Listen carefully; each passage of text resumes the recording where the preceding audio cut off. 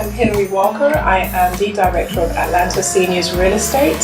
And you can find us online at atlantaseniorsrealestate.com. And I'm here to share some information with you because I don't think it's normal that everybody hears seniors real estate specialist.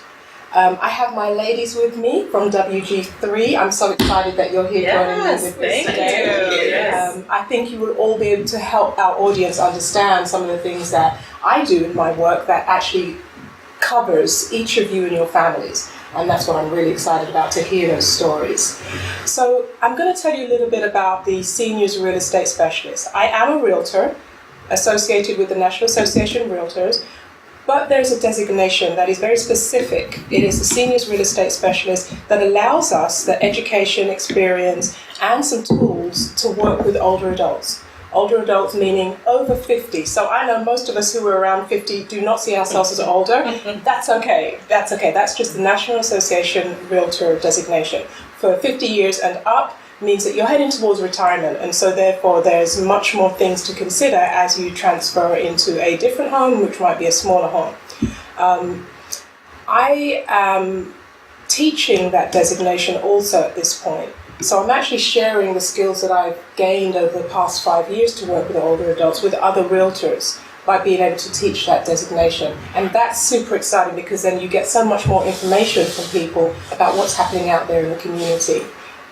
The designation is a 2-day course that people have to take. It is a paid designation, and giving all that information to them to go away and build their business around working with seniors.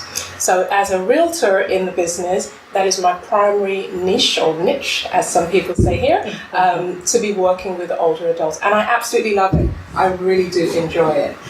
So like the little old people? I don't call them little old people. Yes, there's so much about them that I enjoy, actually. So I enjoy people generally, as we do, right? But I love stories. And a little bit about my background, I'm an anthropologist, so that's where my master's degree comes from. Wait, I'm sorry, can you say that again? An anthropologist. Get out. She didn't know this. Well, yeah, so that's That's why you love people. That's why you love Exactly. That's in some ways, yes, but it's the study of people in society, right? So it does fit together. And I love the stories that I get from my client base. So, speaking to people, my appointments, most realtors, I'm guessing, would be about an hour long in an appointment. Mine is 2 to 3. I make that time because I love the stories I hear from the people that I meet. And that's part of my experience with them. And that will come out in this show, maybe. They can give you some stories. This is the South.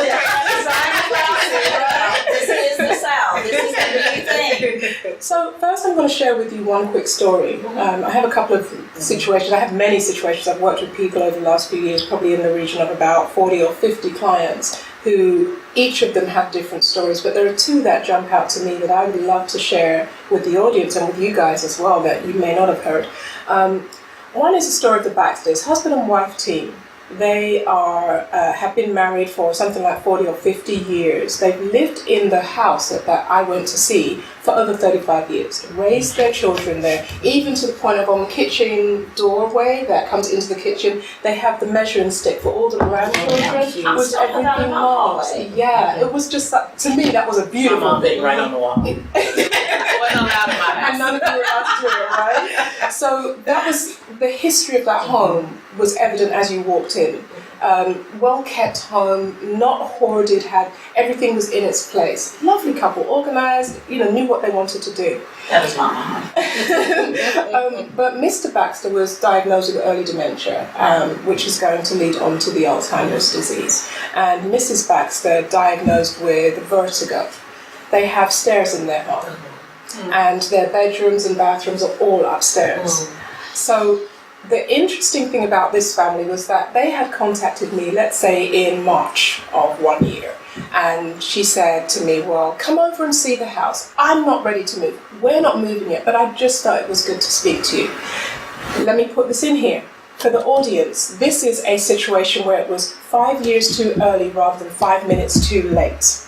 Very important for you to remember that because I'm going to be saying that a lot throughout the shows that you might watch with me on there. So Mrs. Baxter called me in, we spoke. I looked at the home, I told her, what could be done when she was ready. These are some of the things she needs to consider, which were an elder law attorney to make sure her trust and things were in place and fully set up before any time occurred where Mr. Baxter was not able to assist. A move manager to come and consult and talk about what would be needed to pack up, move in the house, what could be sold, all those things. We also consulted with a VA advisor. And the VA advisor, Mr. Baxter, was a military man, a vet. And so he had never claimed any benefits that he was entitled to for all of these years. Now, these are a couple who are in their 80s. Right. So I got them connected with those 3 specific sources. And I just, said, these are some of the things you might want to consider. And I called them and kept in touch for maybe once a month or so, every few weeks or so. Went over and had a cup of tea with her when I was passing by. And it was lovely because of the stories, right? I learned so much about her and her family. Well, probably about 9 months after the first meeting is when I had the call. And the call said, we have to move. Mr. Baxter isn't doing so well. And so now it was what needs to be put in place immediately to do everything that needed to be done. And adult children were involved in that communication, but it went smoothly in a roundabout way because she was pre-prepared. She had so much information that was going to help her make her decisions that she could make them easier than being in a crisis 5 minutes too late and having to make all these decisions really quickly. So she was one of my success stories, and I say this to say that she's one of the people who it took probably 13 to 14 months in terms of the process from when I met her to when we sold the house.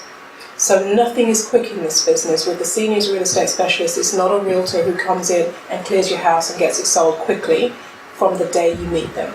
We have a completely different process. I think this is an excellent point to make too, because even as an adult who my daddy is still alive, and I am his administrative person.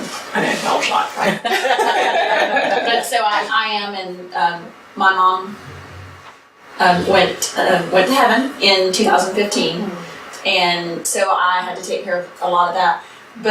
And my dad's now beginning to talk about some stuff, and we're trying to get Daddy closer to me because he lives in Lithonia. He still lives in the house that I graduated high school in. The neighborhood is not what it once was in that particular area. But even in hearing you talk and knowing what you do, when you say real estate, I'm like, there's no way I can get Daddy involved in this yet because he's not ready. But it's such a great thing to know that you're not coming in going, okay, you're ready, let's move. Exactly. You're coming in to educate first and establish a relationship. Absolutely. And I think that's really important for people to know about you, that you are just as invested in the relationship as you are in the business. So I think that's a really neat thing. And thank you for saying that, because that's exactly the difference that I have and seniors real estate specialists generally, not everyone is the same, but have, is that whole focus to be involved from the get-go all the way to the very end and beyond. Because, we have relationships with our clients after we've moved them. I have several of those going on, and it's lovely. I wanted to ask, is anybody or any of you in a situation where a seniors real estate specialist might have been very useful to you before now? No. I was. I so wish I'd known you several years ago. My mom and dad had a house that they moved into the first year that I was in college.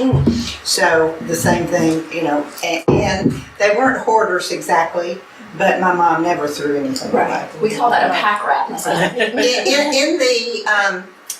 In the attic, I found the bank statements for 20 years. Wow. That kind of stuff. But my mom passed, and my dad was okay, but he was in a wheelchair, and we had to have 24/7 care. And if we had talked to you at that point, we would have started planning what to do. We ended up waiting until our caregiver was almost like family. And when she said, I can't do this anymore, I cannot care for him, he's having delusions, and so it was, we're going to do it now. And so we, found a place. We moved him into a memory care place. But then we were with a house, Right. And what do we do? And if we had started when my mom passed, because we knew then he couldn't stay there forever. Right. But if we'd had the help then, we wouldn't have been in the emergency situation that we were. And my brother and I we could have had a plan on how to get rid of all their stuff and, so forth. So yes, I wish we had had you back then because it was a nightmare. Right. And it does become a nightmare. It's very scary. So another side to that coin too. Again, my dad's the oldest of 4 brothers, and I'm his youngest. But I'm his administrative go-to, and so my grandmother had Alzheimer's, and we knew that she was beginning to, and so we were beginning to go, okay, we're gonna have to make some decisions. But so if anybody are dealing with anybody that has early Alzheimer's, this is important to know. She had a fall. She tripped over the concrete barriers at a parking spot going to the hardware store that she always got her plants from. Because you get your plants at the hardware store, not at the nursery, because they take care of them. They don't just mass produce. That's a grandma lesson. But she fell. Right. And when she fell, she had 17 stitches in her head. Wow. She cracked her kneecap, and they had to take her by ambulance to the emergency room.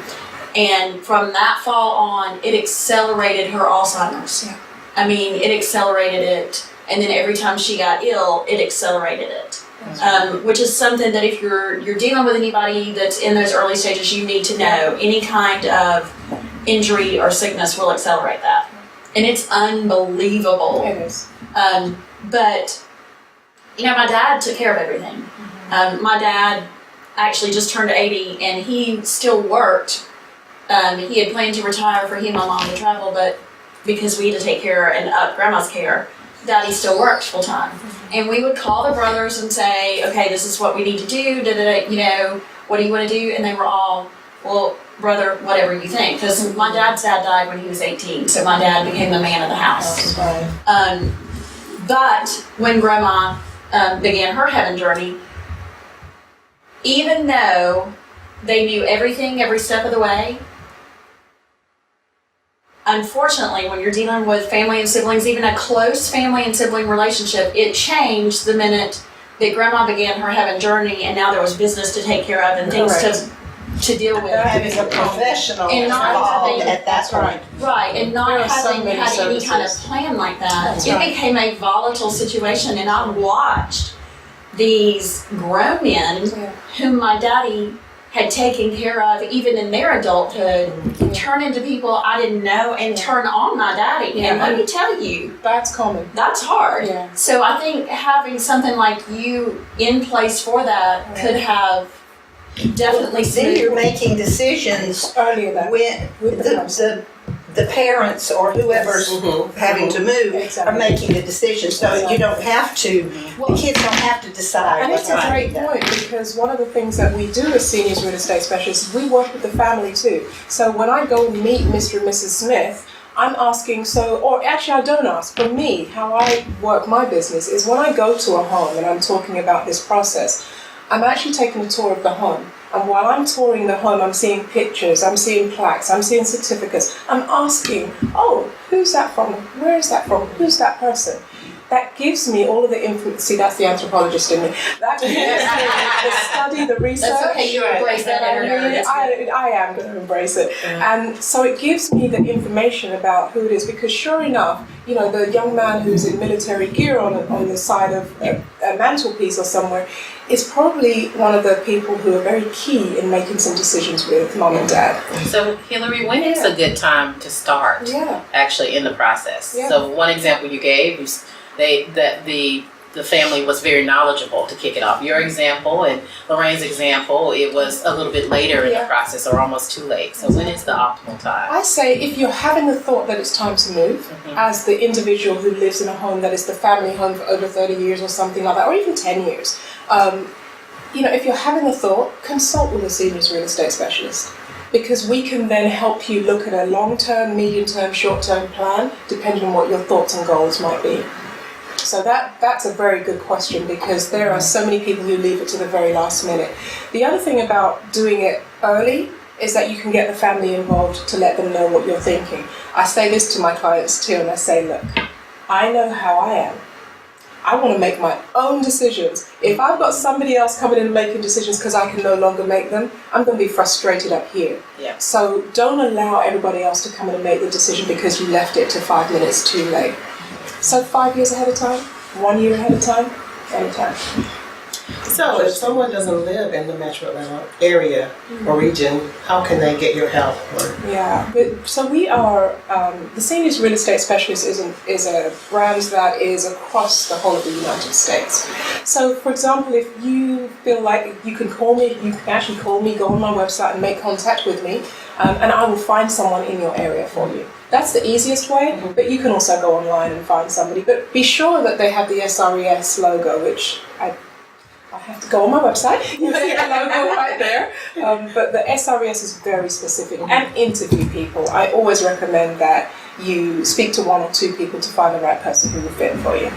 Does that work as well? I was thinking of our situation where 2 of the kids' families, there's one in California and one in Connecticut, and I just thinking of planning ahead, getting them involved early so they know what we're thinking. Makes a lot of sense. It does. It's a conversation. And so when I ask who's connected and who makes a decision, or I hear them say, well, you know, Johnny, he's the one, he'll be on the phone with you. And I'll say, okay, well, you know what, can we get him on the phone right now when I'm here? And introduce myself and give them an idea of what it is I'm here to do. So I'm not here to take over. I'm not here to sell the house from underneath you. I'm not here to take away the kids' inheritance or anything like that. I'm here to help. And so that connection, and I've done that several times, where that connection has made the world a difference, no matter how far they are. Yeah. Who is this person coming in? Do you think that's a good time to bring in an estate attorney, just for more information and pre-planning? I always recommend based on the story that I'm told. Okay. So I don't force anything on anyone, and there's no nothing to me when I refer someone to my clients. It's basically information to empower you to make an informed decision. I know when I think of, I'm sorry. No, go ahead. I know when I think of my family. My grandmother, great-grandmother, and grandmother all passed away in the same house. So that was a bit scary. But they were at a point where they wanted to stay in the house. And it was one level, so they didn't have to worry about those kind of tripping. But they don't always want to move. Right. And most of our discussion has been about families that want to move. What happens if the aging parents don't want to move, but the parents want them to move? Have you Great question. I love it, because yes, I have. So I've been into a home to the point where the person wanted to move, desperately wanted to move, and where they were hoping to move to didn't make any sense because their house was already prepared for aging in place. So we call it aging in place. If you want to stay in your home, or if you want to move to a place where you can age out in that new home because the house you're currently in is not conducive to your needs. You might have had a knee operation or a hip operation, can't do steps, you have no bathroom on the main floor. That's going to ruin your lifestyle. So be sure to make that decision when you get to those kinds of things. Find out how you can age in place. One of the things that we do to help people who do not want to move is if we have to remodel the home, we'll find a construction company. I have a couple in my back pocket who specifically work with I'd like the records to state I left that one alone. But yes, that then come out and consult with the person and their family to see what they can do to help them modify the home to make it a little bit more convenient and easy. So if they need a bathroom or a shower downstairs, they might be able to install it. And they need to do that early. Yeah. My husband had knee surgery, and we didn't have any of the safety things in place. So he's in the shower, fell, re-injured it. So, you know, sort of like the horse in the barn, you know, put up the things, it's too late. Yeah. So now we have all the bars now, so, you know, it's never too early, because he's, you know, he's not that old. But in fact, needed that. Right. And so it's never too That's early to interesting. get that point. It isn't. And let's add to that a little bit. There's something called universal designs. So universal designs is where there are items that modify your home for people who may be disabled, unable to, let's give you a very simple example, early arthritis. Yes. So I already have it. I already have it in It's very one of my hands. And I cannot turn doors that have knobs on. Well, the ideal and the universal design of a knob Handle. is the one where you push it down. So you can push it down with your whole arm or with your wrist, or you can touch it and push it down and open and close that door. Universal designs have become much more popular, so you can incorporate them in your home now for people who may be visiting with you. So if mom or dad is visiting, certain things are easier for them to get around your home, and they do not look like, you know, the old school handicap type things is what they might have called them. You know, it's funny, we just had our bathroom redone. Yeah. And you have to, we live in the house that my husband's grandfather built 70 years ago almost. Wow. And he was not a builder. And she Just says for the that record. but, you know, and we've, over the years, I mean, we raised 2 girls, three bedrooms, 1 bathroom. Yes, I said that. But we raised our 2 girls there. And over the years, people were like, oh, don't you want to move? But our kids were their 4th generation. And when our older daughter was very, very ill, and they rushed her to the hospital by ambulance, like the people in the neighborhood were like original family members at that time. And they gathered in one of the neighbors' yards and held a prayer for our daughter. So, you know, we missed the tennis and all that, but we didn't miss a lot of things that our children have an appreciation for. But we just had our bathroom redone, and everybody was saying, oh, get the tall potty because you're going to need it one day. Okay, y'all, I am not going to grow old gracefully. I mean, I'm not.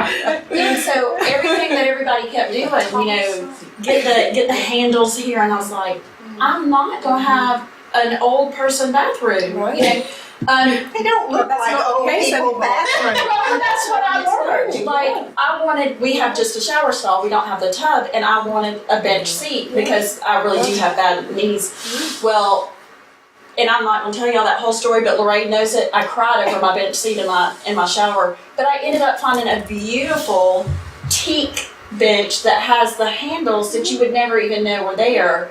So I think I would guess part of what you face and what you do is the typical stereotype, and I applaud you so much for breaking away from that stereotype. Absolutely. And getting people excited about this part of everything so that they can see growing old doesn't mean Exactly. you know, going to the nursing home where nobody ever visits you. You know, and I have to say, and thank you for that, because it is important. So universal designs is the thing that you're looking for. If you're trying to modify the home, look at the universal design models because they're much more modern. Now, and I will say, so you kind of segued me into something. My clients are not old. They might be 87, they're not old. And the one quote, and I hope to have her talking to you here, that she said to me, I think she was 83 or 82 at the time, and she said, oh, don't see me as old. I'm 30 in here. And I don't see myself as my number of years. That's awesome. And most of my clients are that. They don't want to go into the granny house. They don't want to go into the assisted living because they're not ready, even though the world might see them as being ready. Funny story. My mom is 87. So several years ago, my brother, sister, and I decided she needed some home health care because my father passed in 2015 and she wasn't taking her medications as she should or eating as she should. And when she did, her blood sugar would drop. She would pass out. So we decided to get a home health care nurse to come in. So we decided. We all met with the nurse and talked everything over. My mom was there too. And so the nurse came in for about 3 weeks, and all of a sudden we were talking about, Mom, well, has the nurse been there? No, she hasn't been here. A couple days went by, did the nurse come? No, she hasn't been here. So we started to think, okay, why isn't the nurse coming?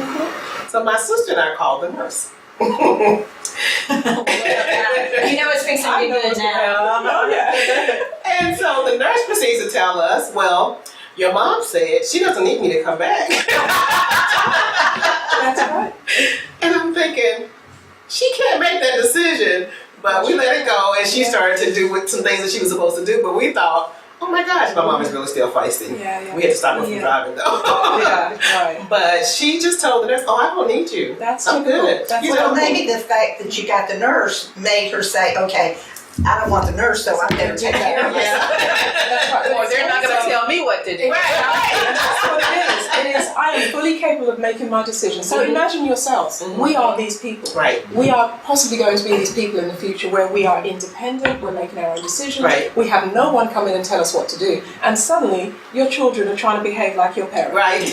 She's But you're not the boss of me. Right. My son But she says a little more strongly than that. I had to sleep it out a little bit. My son said over Christmas, he said, you know, his cousin, we were talking about you and your brother over Christmas, and we realized how old you are. Oh, wow. Thank you. And I said, well, don't you worry about it. It's my business. Right. You know, the funny thing about that too is I'm healthier now than I was like 6 years ago. In the past 6 years, I lost over 100 pounds, and so my daughter's senior year. Oh, thank you. My daughter's senior year in high school, like she and I, well, actually junior and senior year. She and I went and rode roller coasters together. We zip lined and all this kind of stuff together. So taking that spin on things, and I hate this term. You know, people, technically, my husband and I fit into the term of empty nesters. Which, by the way, the only time our nest is empty, or the only way our nest is empty, is because we're not there very much. But you know, our house is not an empty nest because it's filled with the family that we built. But now we're beginning to look at things as we want to enjoy things and we want to do things. So, and we did get married later, so I do fall into that national average from a chronological standpoint. I'm not going to tell you how far into that national average I fall. I don't even know what that means. But I think that that's a key thing too, because people, when they hit like my age and stage, so to speak, it's not the same as when you were buying your first house. Right. But you also are still thinking about things. My older daughter's married, and we have been told that student loans are going to be paid off this year, and so the discussion about grandchildren will come. You know, so we want to make sure that we have our space, but we still have a space that our children always know is always their home, and they're always welcome in, but also will be appropriate for, you know, grandchildren and stuff like that. So I think that's a really neat place for your niche, because when people hear seniors real estate, you know, Think older. I still get offended if they ask me if I want the seniors discount. I'm like, I don't know. I might take it. 10%? Oh yeah. but It's a really great point that you make, and I do say that very clearly, that it's not about the number of your age necessarily. It's really about your situation, and I think if your situation is getting to a point where this doesn't make sense for me to stay in this home, or I need to stay in this home, but how do I make it happen? That's when you really have to consider, what are your options? And let's make those options or those decisions 5 years too early if it has to be, rather than 5 minutes too late. So, ladies, thank you. This has been a good discussion. Yes, I learned so much. Yeah, there's so much about it. So, and you impress me anyway, but like sitting here and watching your excitement and your passion for the people and building relationships. I mean, there were a couple of times I kind of went, I mean, it was just that, especially as an adult child of an adult that we are going to have to be making some changes in. I mean, that just speaks to my heart. Like, do it now, do it now. That's before right. they're all Do it gone. now. And Because don't assume that a will is enough. My grandmother had That's right. everything spelled That's out right. to the letter in her That's right. will, but It doesn't help the process to be don't any assume easier. that that's all you need, That's because so true. that is not right. Well, And I want to thank you that that you have a full interest in your clients, Yes. not just selling their property Right. or moving them out of their home, but you have a true interest in their well-being. Oh, yeah. And that means a lot, because, you know. especially for somebody who has an 80-something-year-old mother. Well, and Right. if you brought Hilary in to meet your mother, she's not going to be off-put by your mother. Right. Whereas if you brought in, typical real estate thing, sorry. But if you brought in that type of situation where they're going around with their notepad and they're going, because I remember we talked about possibly when my husband worked out, we were going to sell our home at one time and then God relocated him back to Conyers, thank you. But I remember the lady going through and she had these little dots and she would put them, now you're going to need to fix this and you're going to need to do this. I was so offended by the time that woman left. I was like, never mind, we just don't die here, honey. So I think that speaks volume because like your mom would love to sit down with you. Oh yeah. You know, plenty of stories. my daddy would have you in stitches. Wow, I understand so much more about being with Tracee. Well, I think when I look at what we went through with my dad, having the relationship over a period of time, so then when it is time and you have to move, you know, the conversations have already been had, and that's what makes it a lot easier, the whole process to be a little bit more smoother from start to end. I actually admit this on the air. I might not be good. I actually had to lie to my dad in order to get him to move, and which hurt my heart. Of course. But it wasn't an option because he wasn't buying any of it. I'm going to stay right here, and it just wasn't an option. So it's very difficult, and, and it really is about that 5 years too early rather than 5 minutes too late. So throughout the course of my recordings, what I'll be doing is talking a lot more about some of the things that were brought up today. So talking about the move manager and how do they come in early enough to say, okay, there's a lot of things in here. Like we say stuff, right? I say treasures because you and I have collected our things over a course of time. So imagine my grandparent or my mother, they collected their things over a period of time. It's their treasures. That generation of people do not throw things out just because. And they have wonderful stuff. They do. Right, they're stronger. My mom still has stuff from my grandmother. Old antique stuff. So, and it's important that you have some respect for that. So some of the people I work with brings that respect to. I really do I shouldn't say this out loud really, but I do vet the people I work with as my referrals. It's important to do that because that's my reputation and I want my clients, my friends, to be treated the right way. So just know that over the course of the time, we shall be talking about some of those things more in detail. You shall meet some of my clients that I've worked with. I'm hoping to get a few of them here to talk to you about their experience. And I have to say this because it's so important. You may have heard it about 4 times since we started the show. But this is time to make a decision. 5 minutes, 5 months. Sorry, let me say it again. 5 months, 5 years too early rather than 5 minutes too late. Really important for you to do that. So contact us if you're having a question. So ladies, thank you so much for being here with me. I've enjoyed this show. We are all part of WG3. Women. Gratitude. Grace. And growth.